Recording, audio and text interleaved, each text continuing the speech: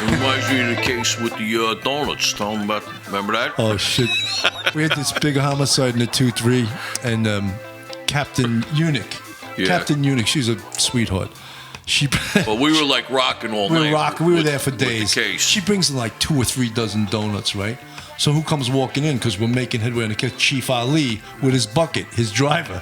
You know, so his driver, in his words, his driver has his dick beaters right into the donuts.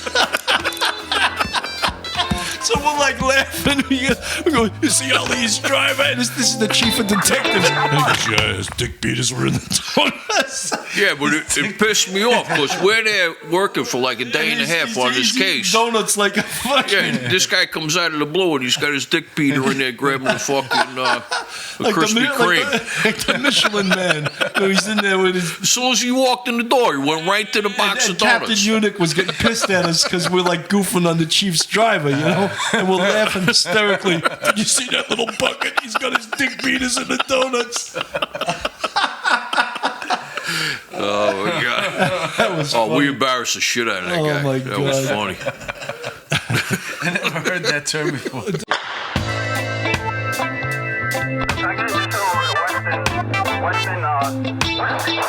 All right, we're back, man. We're back, part 2. Detective Pat. I got my beer. You know something? It's Andrew, our engineer's birthday. He's 33 today. Breaking protocol. 33 years old. Hey, Andrew. Protocol. Happy birthday, brother. Broke out a few beers, and Detective Pat can smell beer. He went by my garage, and he was like, "Is there a refrigerator in there?" And he's got He's ready to get PBRs. He's got PBRs in there. I never heard that Pabst Blue Ribbon. PBRs. He's got a case for it's like the police department. He's got a code word. He's got an acronym for everything. Hey, you got PBRs in there? It's a big hipster beer. Yeah, you never heard of PBR? Yeah, it's cheap. Where you been, I don't. bro? My son drinks that shit. I don't drink PBRs. Pabst I don't Blue drink Ribbon. them either, but they used to be cheap. What was that place on? Very cheap. On 3rd Avenue we used to go to? Brother Jimmy's? For the Jimmy's, They yeah. were cheap. They were like $1 a can. Pabst Blue Ribbon. Yeah, like if you go to a bar and you get like a domestic beer, it's $6. You get a PBR, they got a special like. That only happens to me once, though, then I'm outie. What's that? I go to a bar, it's $6. I'm going to the VFW or the American Legion. It's $1.50. They got a picture of him at certain bars in New York City on the wall. Beware of this man. Do not fall for his stories. And Well, give him Marty free O's beer. was good. Remember Marty O's? 20 on the wood made you feel good. I went there one night, 20 on the wood, you good all night. The owners loved us, right? Until So he's tried to take change of the 20 when he that left. happened to a guy I brought there. He goes at the end of, he was only there for like 2 hours. I was there for like 6. But when he was leaving, he was like trying to grab $10 off the pile. I go, dude, are you kidding me? You've been here for 2 hours drinking. You drank about 8 beers, and you're ready to You're gonna take your 20 You back? want to take $10 off of that? Come on, man. See you later. I'll That's be back in an ridiculous, hour. right? That's how you ruin a contract, right? Yeah. The contract has to be good for everyone involved, including the bartender. Somebody always Well, has to mess it up. You know how you ruin a contract, too, when you burn the guy out. Oh, yeah. Like when you give up your spot and then he's there the next day, I'm there. Oh, yeah, you can't do I'm that. going there off duty with my wife and kids, you know? No, a guy actually did that. Yeah, that I know. that's true, man. He went that's to a ridiculous. spot, and the guy lived in Suffolk County. He went to a spot up in the 3-4 off duty with his wife and kids, That's ridiculous, eating man. on the arm. I know a guy that when I was in Warren, That's horrendous. No, I swear to he God, went to it's Florida. true story. He went to Florida. He had a guy from Florida that had an open warrant. The guy had a warrant here. Somehow they connected. When he went to Florida, he brought his wife and kids to the guy's restaurant. Eat on the arm. That's ridiculous, right? There was a bagel store in the 2-0. I can't think of the name of it. It was famous all over the city. They used to supply all the restaurants. H&H bagels, yeah. yeah. I was going to say H&R. And some dudes one night, and they used to take care of the 2-0, Big deal, a bag of bagels, right? Some guys from the Bronx are coming down there. They get caught by the ICO in the 2-0. They were with a Bronx car getting bagels in the 2-0. You got to be a rocket scientist to So do what that, was right? their answer? You gotta have an excuse. I don't know what their excuse Coming was. back from court or whatever. There was a guy that got collared, an off-duty cop. He was in the bus stop on 110 and B-Way. There used to be a bagel place there. and the pizza place next door that had the giant Oh slices. yeah, I remember that. That's, Remember them freaking slices? They yeah, were like this big. Yeah. Oh, on one, you talk about the one on 110, like 110 and B-Way on the northbound side. I And there remember was a those guy, pictures. I'm not going to say his name or anything, but he was out boozing. And he went over there like at the end of the night to get a slice or to get a bagel, whatever. He was crashed out in the bus stop in his car. The duty captain comes by to get a freaking bagel and a coffee, nails the guy and the guy got collared for DWI. Oh, man. Oh man. That's Sleeping in his car in the bus stop. Do you remember how big this? You know where they put the pizza on that saucer thing, the metal. Remember how big that thing was for those slices up there? What was the name It of was that place? this I don't big. even It was know, bigger man. than this area right here. For one pie was huge. Each slice Oh, was yeah, like this yeah. big. Those It was big- like 3 slices, one slice. Yeah, those big aluminum. What'd they charge for All the that Columbia slice kids anyway? used to go there. That was like the Columbia. Yeah, they didn't do the University. right thing though for price No, wise. I don't think so. Nah. You know? And the pizza wasn't that great either. It was No, just it was- big. it was just it's gigantic. The slices were this big. It was You know like what's three, great it was pizza? 3 That, slices. that artichoke place on Bleecker Street. Oh, yeah, it's but not. it's too pretty good. much. That's down too in much, the It's too much. in the 10th, right? No, in the 6th. Tastes There's good. one in the 10th too. Yeah, you get a half a slice of that, man. Otherwise, too it's much. Too much. I was down there doing a driving job last year. And, Man, you're a jack of all the trades. guy was No, really, man. The guy was going to this place across the street, One Oak or something like that, some club, right? So I'm outside waiting and shit. I'm fucking starving. So I'm like, I got to get something to eat. I went to that place, that artichoke pizza place. Yeah. It was packed. It was like 4 in the morning. It was freaking packed. You couldn't even get near the cash register. I said, fuck it, I'll get something later. So then the guy came out like a half hour later. He goes, hey, we're going to give my friend and his wife a ride home. They lived over here in Scarsdale, right? So I go, all right. The guy has like a A8, Audi A8, really nice car. So he puts the lady in the front with me. I'm driving up cross county, and like she's bobbing, she's hammered, right? In the car. It's like 5 in the morning. I'm actually sober, you know. So Why would they expect their driver to be sober? she's going back and forth, leaning there in the back, bullshit, and all of a sudden I see her going like Oh, this. no, she's gonna And I puke. go, fuck. I hit the fucking window, and she starts looking towards me. I grabbed her shoulder. I held her right out the window. She puked all over the side of the car. Oh, my so these God. guys in the back, I pulled over. I was like, holy shit. They had suits on, right? And the guy had his suit jacket. The 2 guys, they were hammered too, and they're wiping the side of the car with the suit jacket. And I'm like, dude, I just wanted to get out of there. Wasn't worth Fuck about the Did car. they give man. you- wasn't big worth tip? 30 an hour, you know. That was blood money, you know. Yeah, it's 5 in the man. morning. Oh. Man. That's a long night. Dude, those places rock though down there. They're still rocking. What Yeah. time did you start that night working with I them? started like 1800. That's a long night. That's Yeah. military time for our guests for 6 p.m. Are you going overtime on I that, don't or like it's just- doing those gigs though. I don't like those driving don't blame jobs. you. They suck. You know. Which one is that? Which company is that? There's Oh, what I was working for? No, it was a private guy. My nephew actually hooked me up with the guy. The guy owns a mortgage company in Stanford, and He just wanted to drive her because I used to drive him on and off when I didn't have anything to do. Like, yo, what are you doing Thursday night? All right, I'll go pick the guy up and bring him. You know. But I'm not good in traffic. I hate traffic. You know. I can't stand that either, man. Driving in the city is a nightmare these days too. The bus stops, you get the bicycle, you get these There's petty a lot cabs. of money in that though. If you wanted to get one of those gigs, I mean, they're all over the place. But you can make $100,000 doing that. there's a guy. It's a slave job. But you got to be married to the client. Yeah, one time I send in my stuff. The Finest Chauffeurs, I think. Oh, I've heard of them. I get the when they're asking, they're looking for drivers. A lot of them are like a week. No, they were the weekdays, bringing the kids to school. Yeah. Or airport runs. $25-$30 an hour. That's If you're lucky, you get to park your car in their spot. Use their car all I just day. want a job like the transporter, you know, those high-speed jobs when you're just driving on those California roads overlooking the Pacific Highway and the ocean. This other guy I know What do you mean, a does. drug runner? What does that Jewelry. mean? Oh, sure. You never saw the movie The Transporter? I don't think so. No. Okay. This other guy I know does it. He's a that retired go- detective. He makes like $100,000 a year, and the guy gives him $20,000 every Christmas. Uh huh.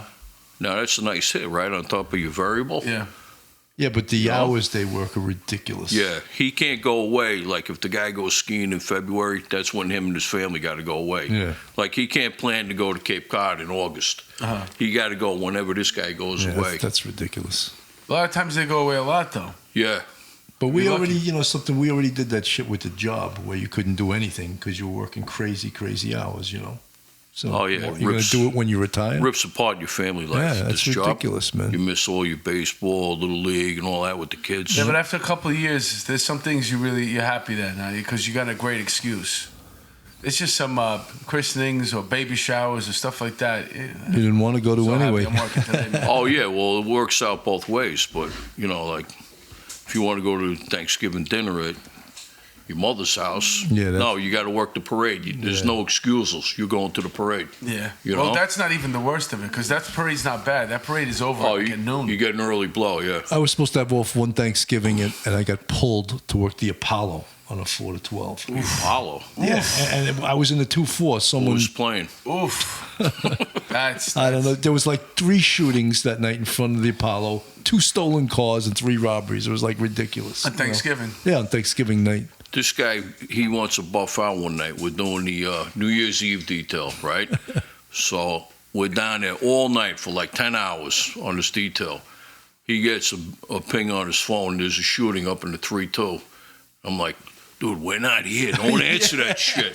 We're already here 10 hours. No, come on, get in the car. We're going to the 3-2. Yeah, Like 2 o'clock in the morning, it's like 6 of us up in the 3-2. Some guy who was up on the roof. No, they shot at the radio call. Oh, they shot But at the car, It was yeah. Chief Matarasso called me. Yeah. He says, you guys have You gotta been do the right thing, redeployed. but- Yeah. Oh, wow. So I had no. What's funny?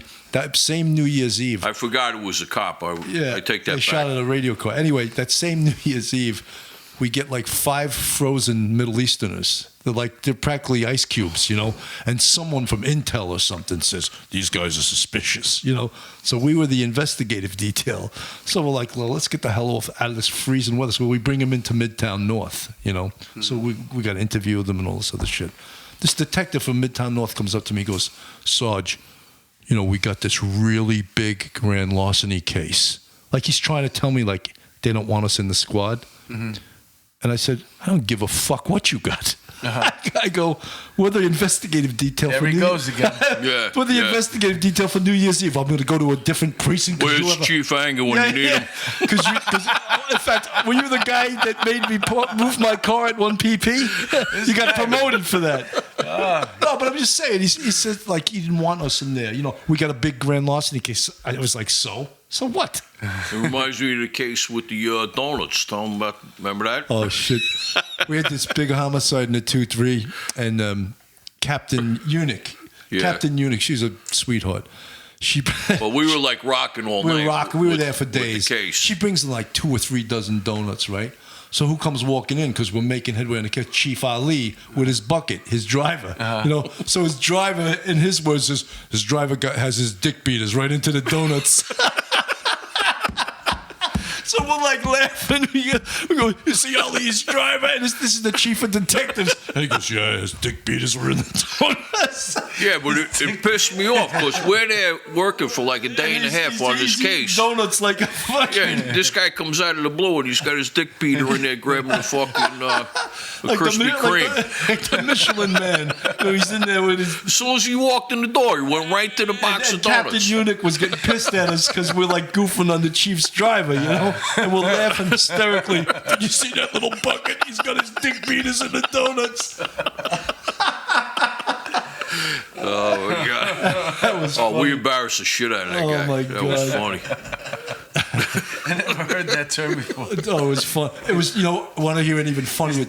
There was a girl, a police officer, female police officer, and she had just filed an OEEO against a sergeant recently, So she's up in the squad, and he has a bag of open potato chips on his desk, and she goes to reach her hand, and then he goes, get those dick beaters. He caught himself just as he was saying it, realizing, wait a minute, she just filed an OEEO. He goes, get those dick beaters. Oh my I god! died laughing. She never picked up on No, it. she didn't though. pick up on it because he didn't. He said the D, but not the ICK. Get those dick beaters.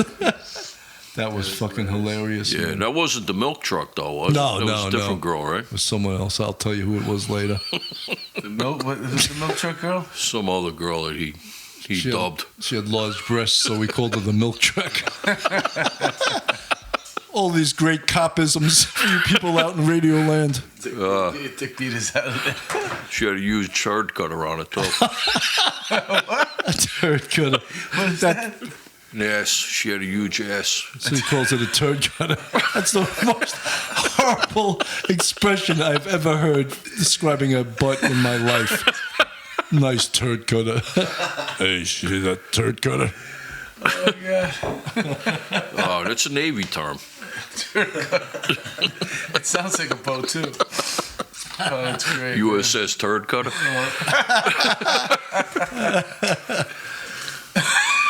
Hey, do we want to touch upon any actual police You got to talk topics? about something serious for a second. Well, I can't. I'm crying right now. Well, we were the last. Well, by the time this comes on, it might be an old story, but the NYPD is experiencing a rash of suicides by members of the service. Way to bring the show down, Bill. Well, we have to talk they're about right. some.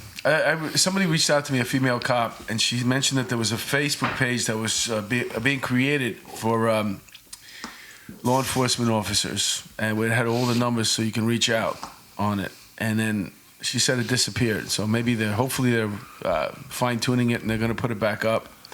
But if not, then it's something that we should definitely look into. And I promised her that I would mention it, and I promised her that I think once we get a website up, we can have all this information on there too. The job suicide hotline, right. Even a nationwide hotline. And it's just horrible, man. There's no. But you know something. My problem is with it is that this isn't a new problem. This is an old problem. It's been a problem for years and years and years. And the department has to step up and take more responsibility for it than they do. Obviously, people that are depressed or that have an alcohol problem, you have that instrument of destruction with you 24/7. You carry a gun. You know, it's with you at all times. You could take your own life. But they have to do more for the mental health of their officers. Cops have more pressure on them than they've ever had in the history of policing, with people videotaping them. Everyone hates them. Politicians hate them. The public hates them. And it's a tough, tough job. Add on to that, a lot of cops on patrol aren't making overtime because the job's trying to cut the budget on everything these days, right? And they may have financial problems, they have home problems. The department has to step up more. And the problem is that as soon as you would turn yourself in, you get labeled a psycho. You know, they take your guns. That's why people don't dime out, guys. Exactly. They take your guns and they put your ID card, no firearms. Oh, yeah, that's going to really encourage people to turn themselves in. And the other day... well, there's other routes you could go besides... You can go through PAPA, and they don't, they don't take your firearms. You can go through line organizations, which is the best way to do it. But the other day on Facebook, the chief of the department, Terry Monahan, gave like a 15 or 20-minute talk to members of the service saying that, you know, you're not alone. You got friends out there, and you know, yeah, they do. And the next day, a guy did it. Right, exactly. In Staten Island. So they obviously, the department's not doing enough, and they have to. Maybe they should have mental health liaisons available to go to precincts randomly and just talk to people.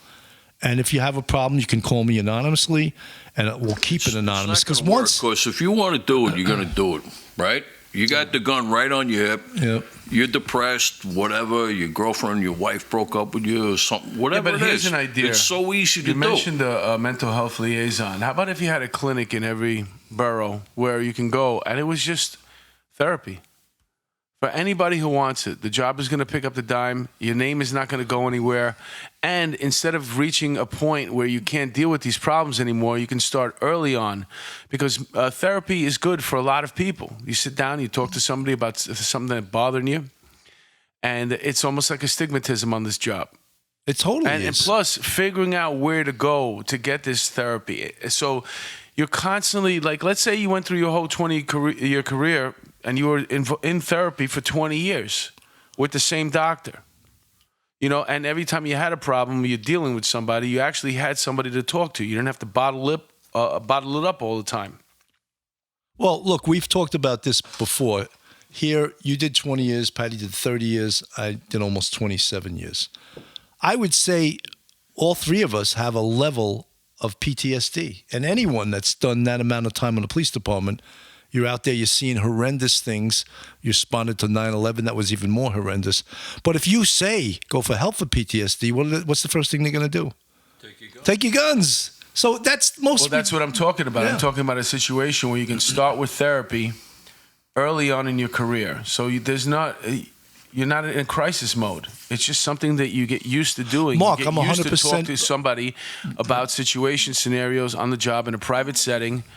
And Right, but the police department needs to step up and stop worrying about getting sued. Cops are killing themselves anyway with them, the threat of taking their guns if you turn yourself in.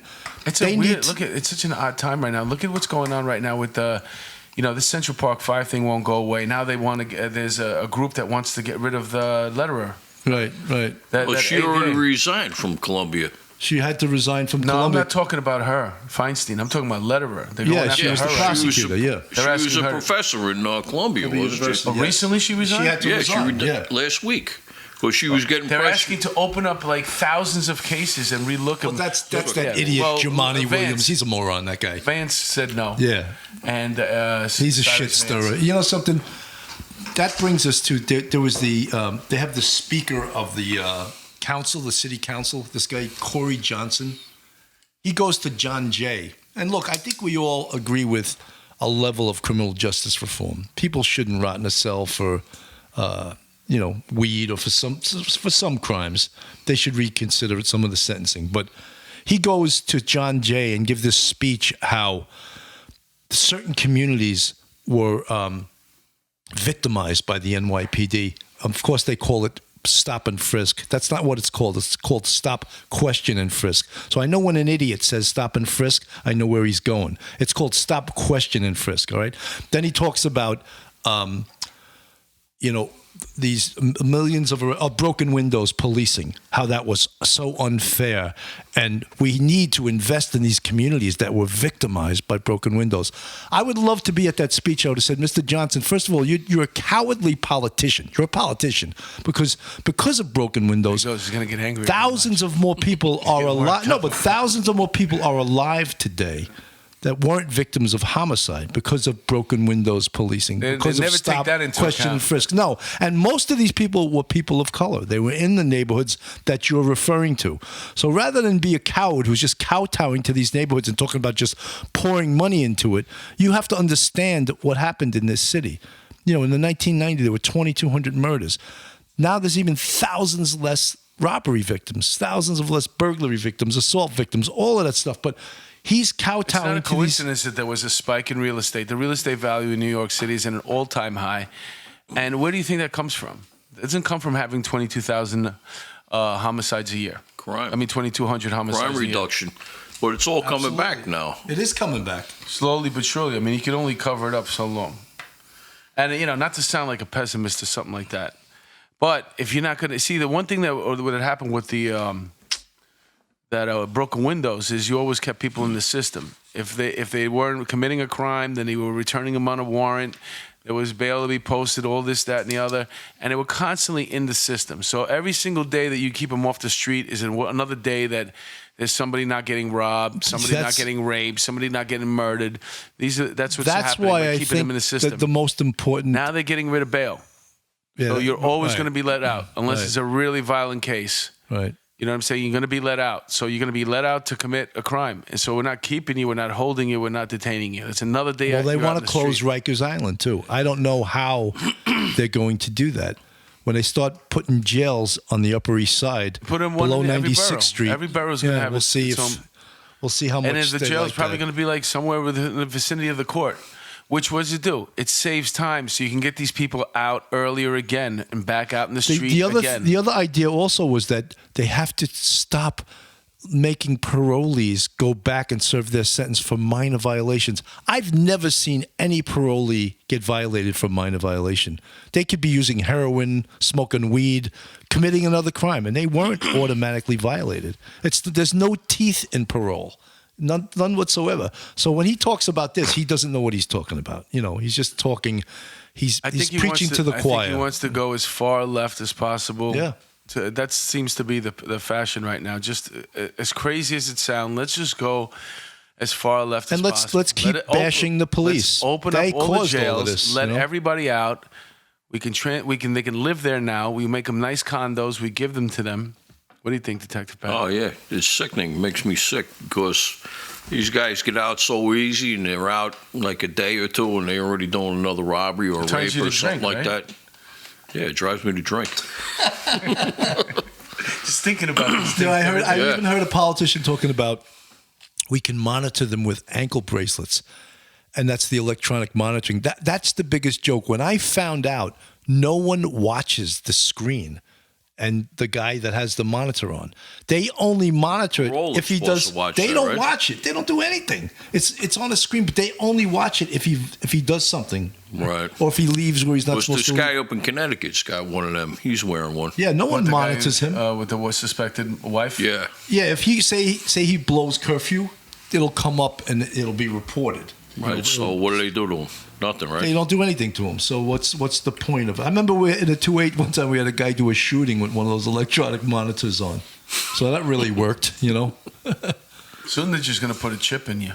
That was Joe the Lip's idea, a chip that you could blow the person up. Yeah, right in the head. Yeah, like a lost dog, right? What? A lost dog. Scan the chip. The chip. It's easier than that fingerprint machine, that portable machine you guys used to bring around. That's what right. What was that? Yeah, that was after I was gone.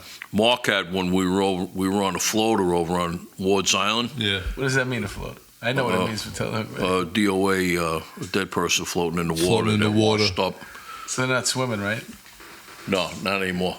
Well, you know, one of the things I learned. One of the things I learned about floaters, which I thought was very interesting, and I learned it from the scuba team, is that when someone drowns, they drop straight down where they were last seen. Right. And they actually stay there for a while. Till they blow up. Till they blow up. And then the gases make them float to the top, and that's the term floater. Uh-huh. Because we had one time someone drowned on the Manhattan side of this bridge. You can see Yankee Stadium from there. So it's McCombs. right. Yeah, McCombs Bridge, right. So they had a big party under there. And some girl was drunk, and she fell in the water. And the current over there is unbelievable. 3 guys jumped in, tried to save her. They almost drowned, you know. And they came back the next day, and they showed us where she went down. And scuba dove, and they looked for her. They didn't find her. Well, we got called over to Ward's Island for a floater. It was pretty funny, actually. I mean, it wasn't funny. The person died, but...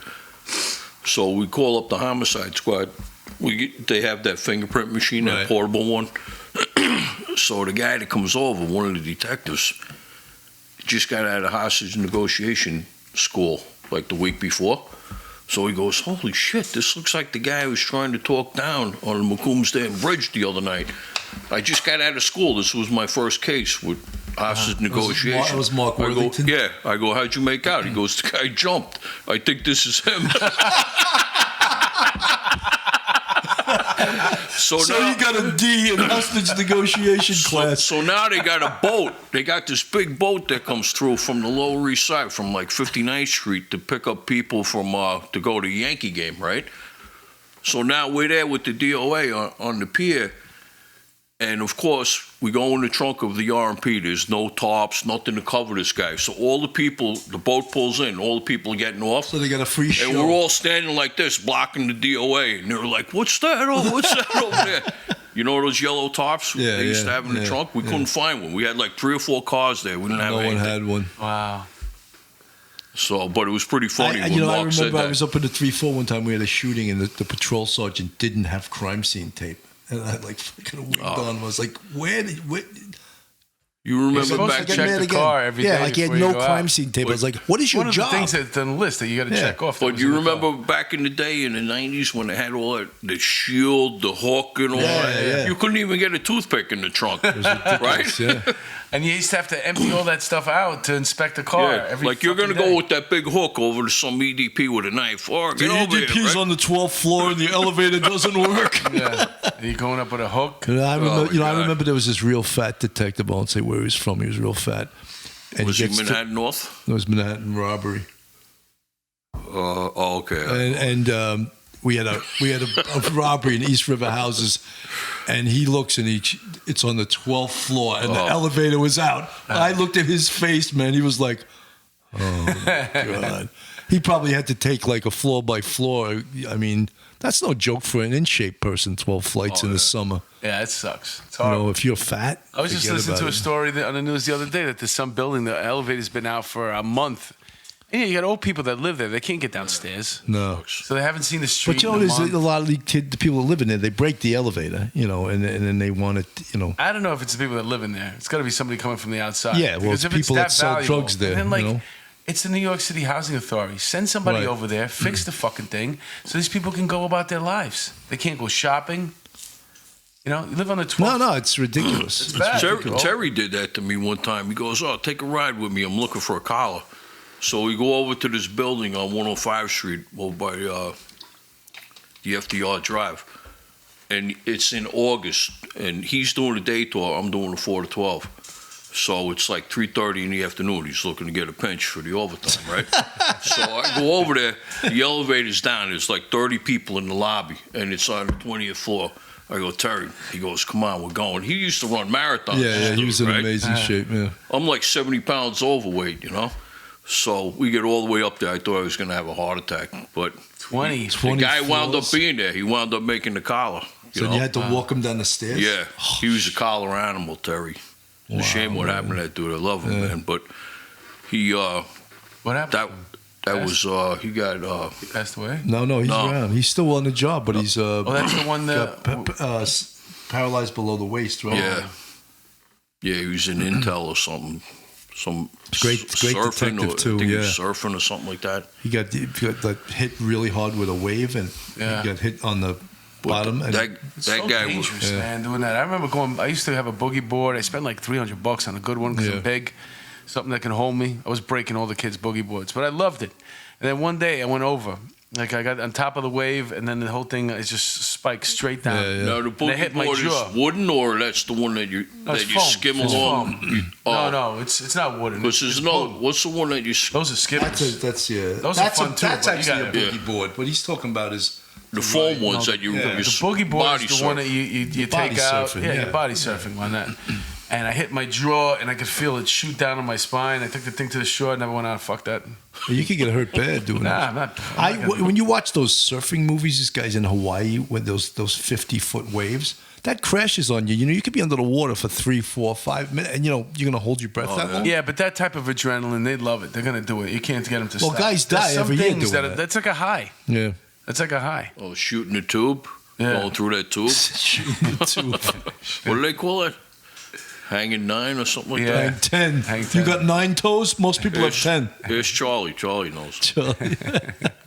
Little red Blondie from the 2-3s, the Surfer surfer, guy. yeah. Are you Blondie the surfer? We used to bust his balls.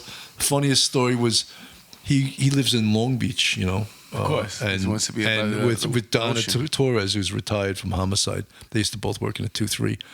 They come in one night, and it's like they're about 45 minutes to an hour late, and they walk into the squad, and inspections is there. Oh yeah. And Charlie, like, fully intended to show up an hour late and go right down to the gym and bang out like an hour and a half workout, you know? So his world is just come undone, you know?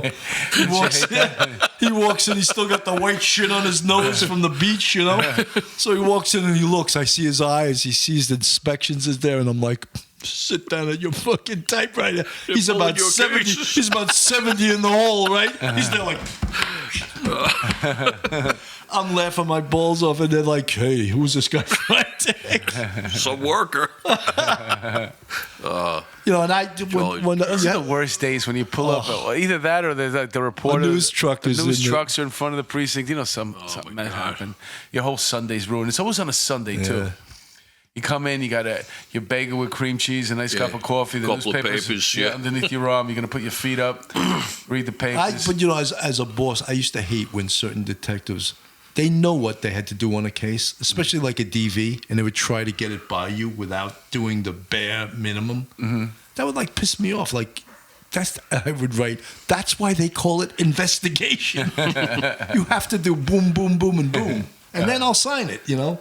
Oh, it's a bullshit. Yeah, it's bullshit. Right. That's Did why you they're do sitting- DVs over in the 2-6? Johnny Rowe did them with. John Rowe, I love that guy. Yeah. Johnny Rowe did it with. That's right, with the female Hispanic chick. yeah. What was her name? Moyano. Gigi, right? Yeah.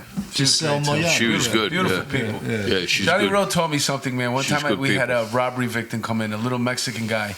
He said he got robbed on 124th Street and Broadway. He said the car was a minivan, gray minivan, pulls up to the side. Guy gets out, runs up to him, puts a gun to him, tells him, empty out your pockets. So he's empty out everything he has on the street. On the sidewalk, guy picks it up, jumps into this gray minivan. And I'm in the middle of taking this report. I'm new to the squad. I was in the RIP. No, it wasn't RIP. It was Ram.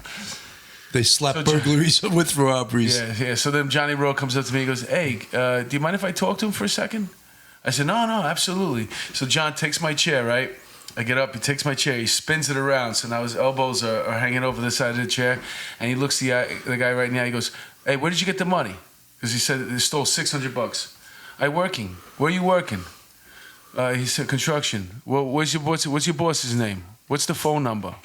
Well, when did you get paid? Was it cash or check? And 6 questions. Okay. He lost the money gambling. He was scared to tell his wife. He's like, get the fuck out of here before I lock you up. I never knew to this day how he knew this guy was bullshitting me. Yeah. He just knew. You know, it was amazing. 5 questions in, the guy ran out. I had the RIP, and he was in RIP. He was a good.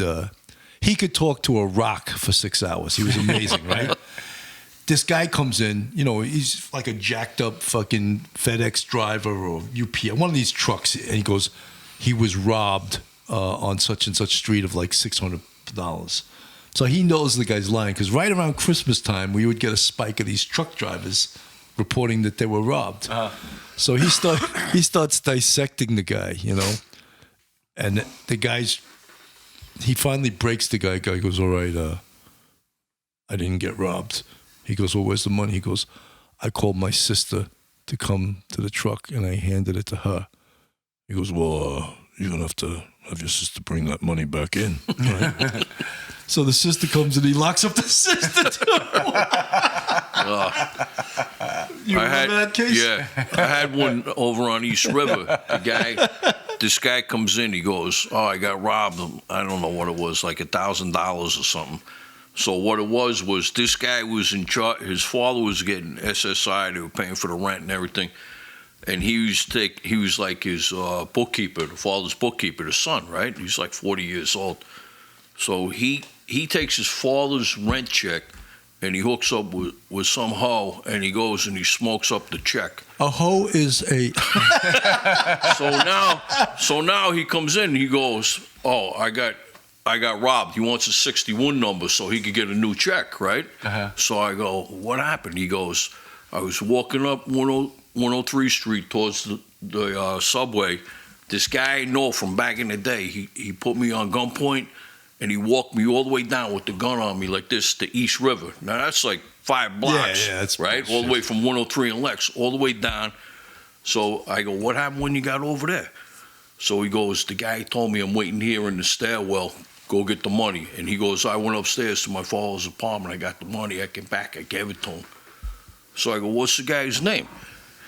He goes, I don't know, Jamel something, right? So I go, all right. So I do all these searches and shit. I find a guy named Jamel.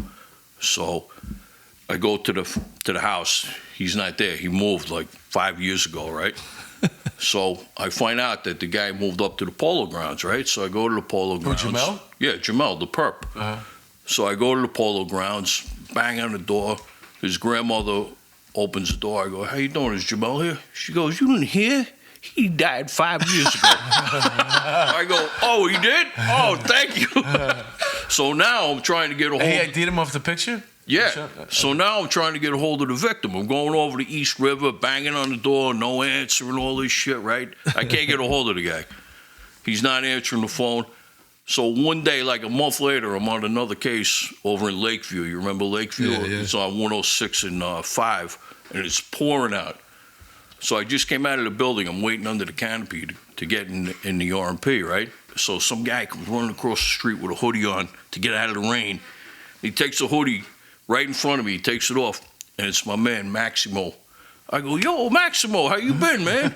I go, I've been trying to get a hold of you. He goes, oh, I've been busy, dude, and all this shit, right? I go, yo, we got to go talk. He goes, not now, man. I'm out. I got to go do something, right? I go, we got to go to the precinct. He goes, really, man? I'm busy. I go, listen, either you're going in cuffs or you're going to go nice in the car, right? So I get him in the car, in the box, for like an hour. I had this guy who was hammering him, and at the end, he broke. He said that he ripped off his father. He smoked up the money, and he was on the floor like this. Please don't lock me up. I go, you're a fucking scumbag. You ripped off your own fucking father, you piece of shit. So I wound up locking him up, but that was a cool case. But we used to get guys bullshitting about robberies all the time because they smoked up the check. No, you know what I loved? This was my favorite one being in RIP was the guy comes and goes, I just got robbed. What'd they take? Just my methadone. Well, Richie made a collar. Remember Richie made that collar and Banana went crazy? Oh, for methadone? Yeah, there was a methadone line at Metropolitan. Every morning there's a methadone line, so there was 2 methadonians online, and one guy robbed the other guy's methadone. So then Richie does the 61. He holds it in his pocket for 2 days till he's catching. Yeah, till he's right, up, right. Of course, it's a KP, right? So That's a known perp, KP. So Wait a minute. Wait, let's go through this one time. He wrote out 61, so he wrote the police report out, and then because there's a known perp on him, he puts it in his he pocket. holds it till the rotation goes around to him again, so he can catch the. Yeah. so he could catch the case, right? That's beautiful. So then he makes the collar, and he makes like 10 hours overtime on it, right? So the next day, Bonanno comes running in the squad. Remember that? He was the CO. He was the CO of the precinct. He goes, where's Richie so-and-so? I'm going to fucking kill him. And Louis was the CO. Yeah. Of the lieutenant was the CO, right? Of the squad? Yeah, and Louis go, oh, what's going on? And he's like, that motherfucker made this collar, put me over. He put him over for the week, and he Comstat. put him over for Comstat. He had for Comstat the robberies. next day. The fucking bullshit fucking collar. Yeah, he was fucking kill. He wanted to kill. I won't say his last name, Richie. He wanted to kill Richie. It was a methadone collar. It was bullshit. And you then, know? and then But Richie, Richie turned it into $1,000. yeah. And then he walked back from court. That's right. Yeah, right. And then he RDO court on Friday. Yeah, he got it on the old 188. That was the guy that he had. You want to see me turn methadone Into $1,000? Into $1,000? He had Friday and Saturdays off, and every single Friday fuck. he had RDO court. Which for people out in the audience, that means he had to go to court on his day off, so he gets 8 hours overtime. You know, he gets the full day of time and a half. So the police department, what you have to do when you get a court notification is you try to call the DA and say, is he going to testify? No, the boss does that. Yeah, the boss. Well, I was a sergeant or the lieutenant calls. Is he going to testify? And usually the DA is going to say, yes, I need him. He's going to testify. Okay, that's all you can do. I didn't give a shit, really. But, we would get pressure from our captain and our inspector and our chief. You got to cool these RDO courts. But what can you really do, Mm-hmm. But he had it every single Friday, so you knew it was bullshit. Yeah. They changed his days off to Saturday, Sunday. He never got another court appearance on a Friday ever again. Which just showed you they were so choreographed, Love right? it. He turned a cup of methadone into $1,000. Watch this. It's magic. Oh, yeah. Watch this. Those Banana was methadone- pissed. Oh, he was- Banana was a great guy. Yeah. God rest him, But when we used to get those methadone robberies, it was like amazing. They would come in and say, what did he take? Well, I didn't have any money. He just took my methadone. You'd be like, well, how did he know that you had methadone? Right. Like he just stuck you up because he knew you look like a methadonian, Yeah, but all they want is a 61 number. Right, and then they get free methadone. They That's could get what it is. reimbursed. Right. Yeah. So it was they used to hang out at the Mickey D's on I used to call them for false report after Yeah, that. After I break them, all right, fucking, you're going, You're man. under arrest, yeah. But they used to hang out at the Don't they McDonald's. sell it too sometimes? They do a spit back. They would, My old because girl you used have to to do that. take your methadone in front of a counselor. So they would pretend they swallowed it, then they go outside and spit into a cup and sell it. And people would actually buy spit back methadone. And why How did they much? do that? Oh, you're looking for a spit back? No, I'm saying, what was it going for? I don't know what That's the going fucking rate was, but that is nasty. nasty, Are you right? serious? Yeah, and they would sell that. Yeah, Oh, my But doesn't methadone, it's to get you gets off you- of heroin. but it gets you high too? Yeah. You never saw the methadone bop when they do the methadone dance? Their heads almost scraping on the sidewalk, but they never fall over. I've seen a lot It's of like methadone. Weebles I don't know wobble. whether they're on methadone or heroin. I can't tell the difference. It's usually methadone. Methadone gives you that, too. I didn't know that. Yeah. I thought that was just heroin. Nah, that's the methadone. Oh, the heroin, they call it Jonesin, right? The guy was Jonesin. Well, that's when they're itching. Oh, you remember the girl? We locked up a girl. They were shooting up heroin up on the projects up on 98 and First in Lexington.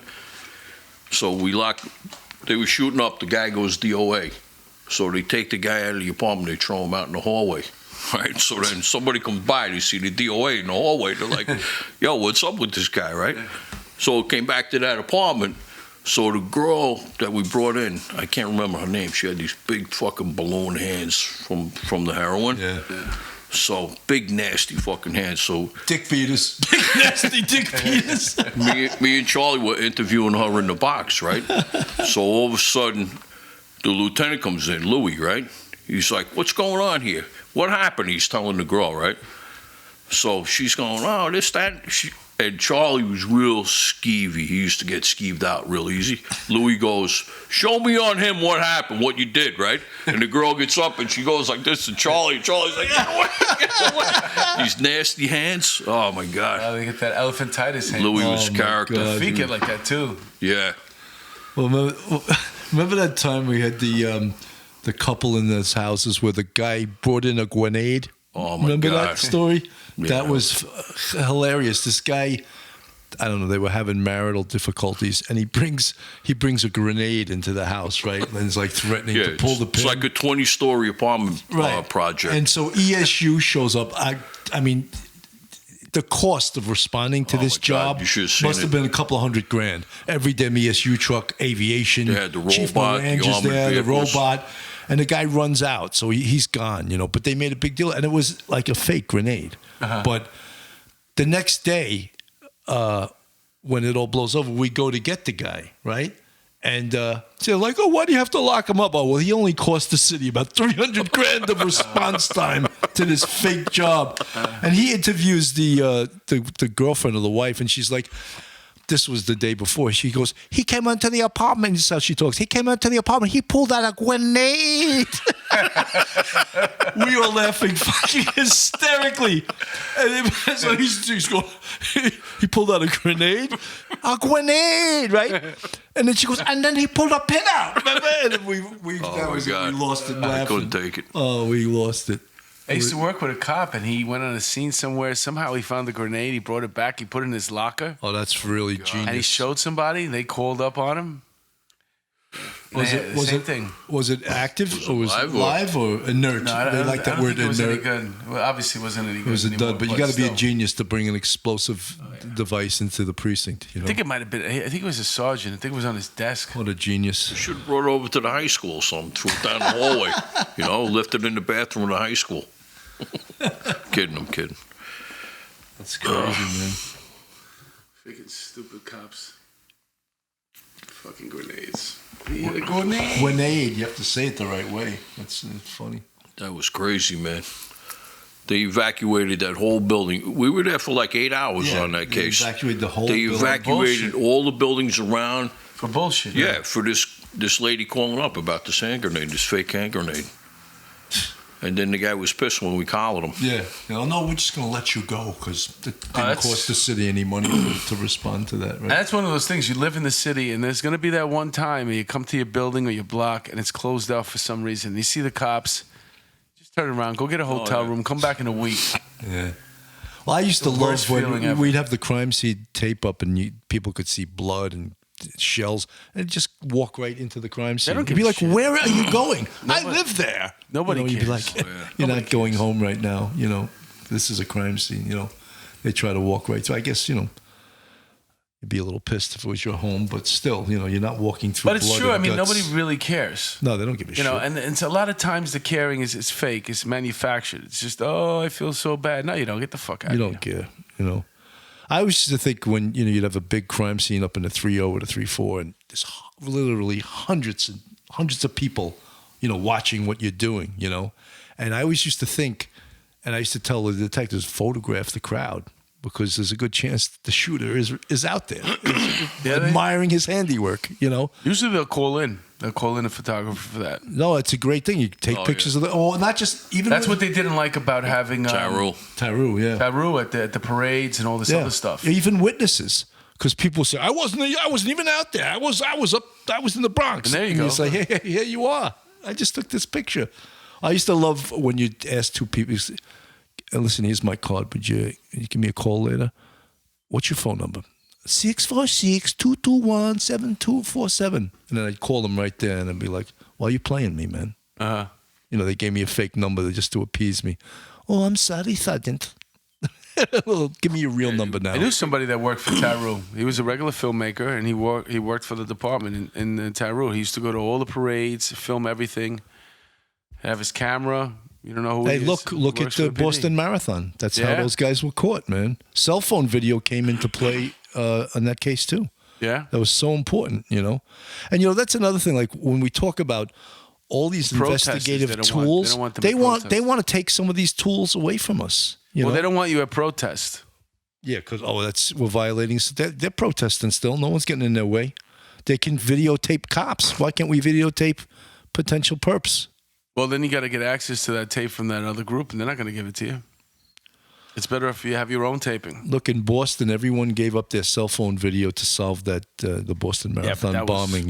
Because it was a horrendous thing. Yeah, but including a civilian. But nobody's going to look to save a cop. No.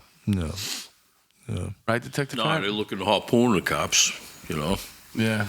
No, but they were even talking about taking away mugshots. How would you identify anyone if we didn't have the ability to keep a database of past arrests and the photos of the past arrestees? How could you possibly identify anyone? We got a guy ID'd out of a yearbook one time. Yeah, they won't let you do that. I got a yearbook from a principal one time. She met me in the stairwell, gave it to me. But they won't let you do She that. went like this. You can't do that? It was a I bad don't kid. think so. I think that they, they really pitched the bitch over that it She was said, a I'll meet you. violation. Give me 5 minutes, meet me in the stairwell. Principal of the school came with the yearbook. That's great. Nice.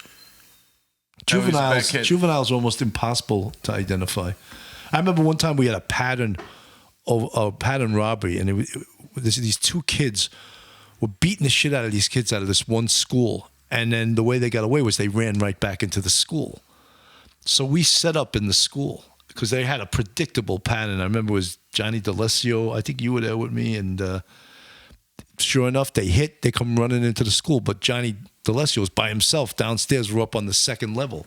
So he has to grab these kids by himself. So he cuffs one he cuffs them to each other. And the principal comes, how dare you? And I got in that principal's face.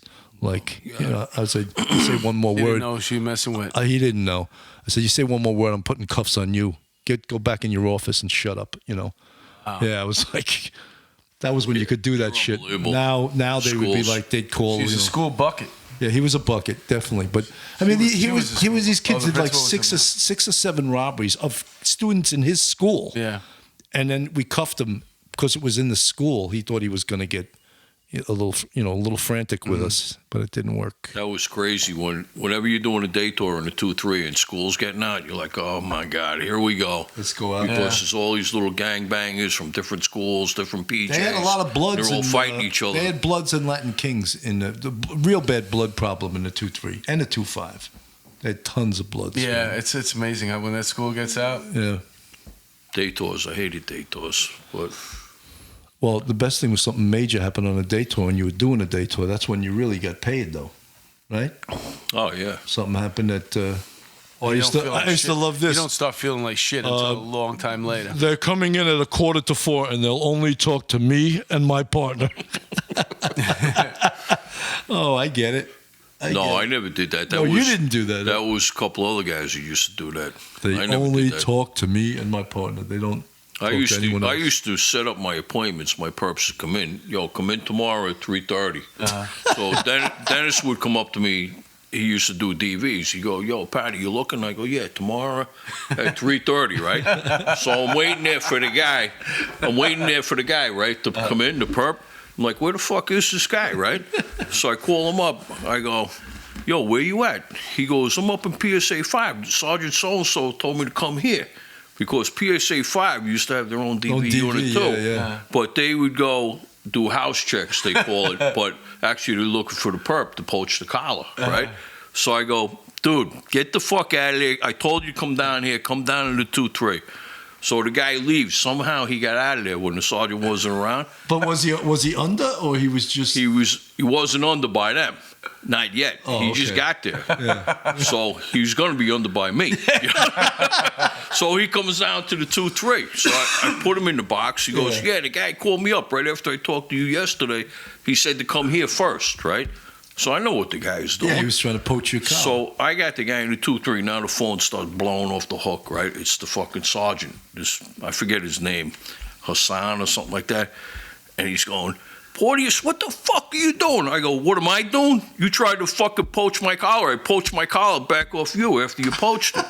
He's like, "You fucking asshole, put me with the fucking boss," right? And Fran was in the office, so she probably ripped him. I was trying to transfer the phone, and I kept fucking it up, and I kept hanging up on him. He called back like 3 times. He goes, "You fucking hang up on me one more time. I'm gonna fucking write you up and all this shit." So I fucking switched him in there. He gave her an earful, and she came out. She was like, "Patty, what'd you do that for?" I go, "Fuck him. He tried to steal a collar off me." You know? But that was a big problem because they wanted the department didn't give a shit. They just wanted the perp locked up. And they didn't know the protocol was if a detective has a case on it, it's his case, and you can't go poaching his collar. But they would do it anyway. Yeah, but the funny thing was, it wasn't like he was already in the he was in the PSA interview 5, room. and he told him to leave. Come here. Oh, he was pissed. That sergeant was pissed. My first day in the 2-3, I got transferred from the 2-4 rip, and I now have the 2-3 rip. I got into it with a sergeant from housing, and I said, "Rip case equals we make the arrest and you stay away." And he was like, "Who is this fucking guy? I just got there that day." I started making friends day one. That was funny. What was that? Was that Halloween? Did you have a problem on Halloween? Was that you or Billy Kiley? What was the case? It was someone was trying to poach a collar, a couple of collars. I forget what it was. You know what it was? The 2-3, we got along with housing because it was a dangerous precinct. You know? Had one guy, this guy Dennis, you probably know him, doing domestics, and he would feed everybody. He was so overwhelmed with these cases. He was like, "Yo, here's 2 for you, here's 2 for you." 61s with open perps. You're talking about from the 2-3, Dennis Sullivan? Yeah. Oh, yeah. And he would feed everybody. "Yo, you looking tomorrow? You looking?" Yeah, give me 2, you know? And I would go out, or I'd call the guy up. I say, "Listen, come on in tomorrow at 3:30," and they turn that into 8 hours, you know? And then somebody else would get on at the same time, so we'd hang out all night. We'd go down to Central Booking together, come back, get something to eat, you know? Then we'd sleep over, we'd do a day tour the next day, we'd grab the second body, you know? So you turn it into like 16, 20 hours of overtime, you know? How much is that? It's got to be 2 But or 3 grand. let's make it clear. These were domestic violence cases that they had to be arrested. Must arrest. Yeah, Right. It was must. It wasn't. You weren't inventing a crime. They beat up their wife or did whatever. You can't shit can it. No, you can't. They had to be arrested. But up here is a different animal. I see guys up here shit canning stuff, you know? Up in Westchester? Yeah. Well, But in the city, if you shit canned a DV, like an assault too, dude, you're going to get jammed up. You could get jammed. That's Well, that a was felony. from OJ. Yeah. Now he's got a Twitter account. Yeah, that's unbelievable.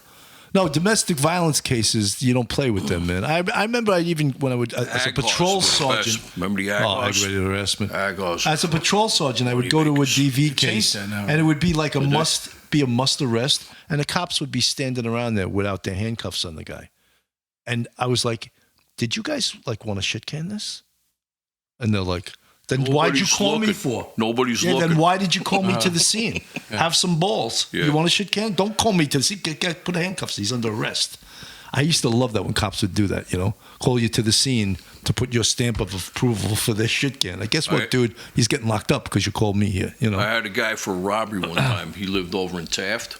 So me and another guy go over there to grab him up. So I go to the apartment. He's like, hey, can you do me a favor? I didn't tell him that he was ID'd, that he was going for the robbery. He goes, can you do me a favor? Can you handcuff me to make it look good so people ain't thinking I'm snitching? So I go, yeah, all right. Absolutely. So I handcuff him. I bring him down. We put him in the RMP. We bring him back to the 2-3. And the 2-3's got the cell. It's like right in the middle of the squad room. So he's in the cell. Like fucking 7 hours later, he goes, hey, Detective Pat, when do I get to leave? The whole fucking office cracked up laughing. I go, we're going to be leaving in about an hour. You get to leave in about 2 years, 2 to 5. Such a fucking... Oh, my God, that was funny. Sometimes it was so... Great. You were a really good actor, Detective Pat. Thank you. Sometimes it was so funny what was going on in the 2-3 squad that even the prisoners were laughing, right? In the cell. I mean, it was so much funny shit going on. That place was a zoo, though, Oh, my man. God. 2-3. Yeah, it was crazy. There was always stuff going on there, man. It was a great place to work because it went in streaks, like you would have like a week of nothing going on. Yeah. And then like the next week, the shit hitting the fan. People stabbed, shot, homicides. Yeah. Something in the air. Full moon. Yeah, it was 90% projects over there. Yeah. It's all projects, just about. We learned a lot today, man. What did we learn? We learned about dick beaters. Dick beaters, turd cutters, Grenades. Grenades. chief anger. Where not to park at 1 pp. We learned how to make how to turn what was it into $1,000? Oh, A DV methadone. arrest. Methadone column into what's he 1,000. called? Swap and spit? What do you call it? A spitback. Oh, spitback. I never heard of that. Yeah, me neither. Yeah. I've heard of it, but I didn't understand it. Yeah. I didn't understand why they did That's it. what it Spitback. was, I thought man. that was like some kind of sexual thing. No, it was a way to sell your methadone and get a Really? free. No, that was something else. What was re-up. that? What was What do that? they call that thing with the straw? I don't know. You remember that story? I don't know. You tell That me. thing. What the thing with the straw? straw? That's gross. It's like one of those sexual things. Nah, I missed I that don't know one. those things. I don't know a lot about sex. Ah, fuck. Oh, there's a you were name in the to it. Navy. I was There's never a in the name to Navy. it. We gotta think about it. When's the next Gross. Operation Sail? When does the naval officers come back May. into the city? Next Next May. May, yeah. So you got to Late wait week. all the way to May. Are you allowed to put your uniform on and go down there and hang out when ships come in? Yeah. Since you I were do in it the in Navy? Walmart a lot too. I go down in South Carolina. That's not stolen valor, right? Because you were. No, I was in, man. I was in. Oh my God. Which was your favorite Navy? Was it the one with the thing in the back and the tie Yeah. here with the white? Yeah. Were you one of the guys in the Village People? Were you the naval guy? I like that uniform though. It's just The like Cracker Jacks. a throw over. You That's look like right. a Cracker Jack guy. Yeah, the That's guy. the name of it, Cracker Jacks. Cracker Jacks? But then- it was funny. I'll tell you a quick story. I was coming home from the Navy one time, and I was over on 684 on the bottom by White Plains. It's like 2 o'clock in the morning. I was hitchhiking home. You were hitchhiking? You were Yeah, hitchhiking well, I in the got- shower or home? No, I got a ride over to Manhattan, and then I was trying to get home, right? So this is like in the early 80s. Yeah. So this guy picks me up in a van, like 2 o'clock in the morning, and Were you in uniform? yeah, I was in the Cracker Jack, Okay. right? So he goes, yo, you look good in that uniform. Let me see and all this shit. And I'm like, and I had the 13 buttons in the front. I was like, nah, man, I'm good. I go, of course, I live like when you get off 684, I'm like 15 minutes in towards. It's a long walk, you know. So I go, let's wait till we get to my house, right? So he goes, all right, how far in? I go, we're like 15 minutes away, right? So we get in there, right? So I pull into I go, it's right over here. We pull into my neighbor's driveway, right? So I get my duffel bag out of the back of the van, and I go around my neighbor's house, and I go through the woods to my house across the street. I'm looking out the window. The guy was there for like a half hour in the driveway He's waiting for you. before he broke out. shit, I man. couldn't believe it. That was going to be getting some. his dick beaters ready. That was going to be some nasty naval sex. He was lubing up his turd cutter.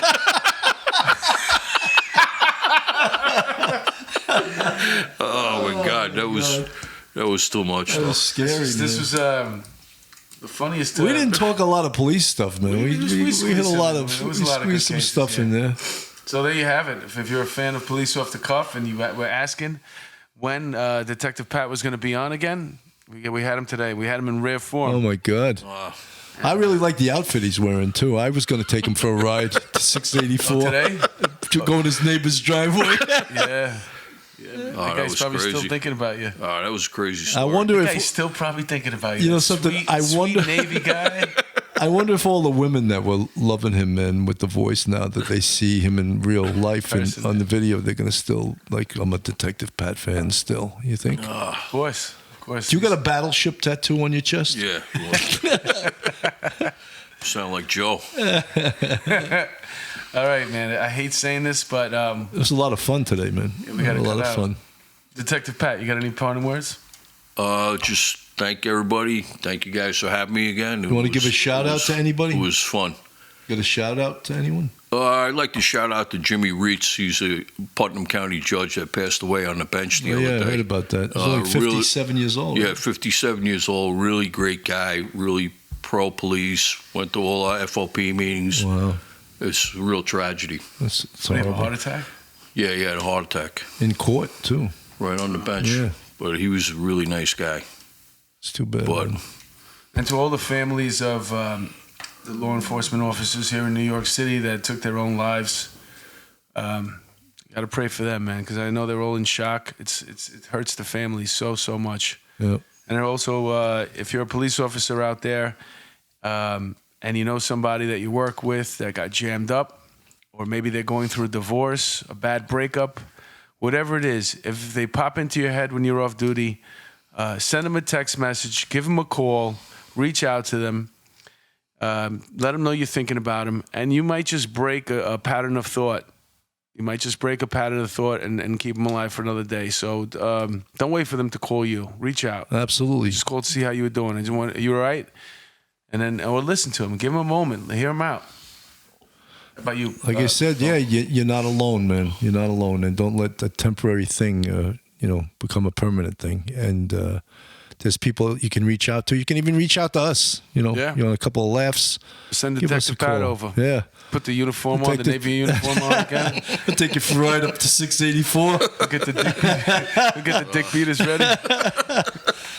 Just don't reach into his potato chips or his donuts. All right. On behalf of Police Off the Cuff, man, thank you guys for tuning in. And we're going to go into tour right And now. happy birthday. Oh, yeah. Happy Andrew. birthday, Happy Andrew. birthday. Enjoy. Bye. Western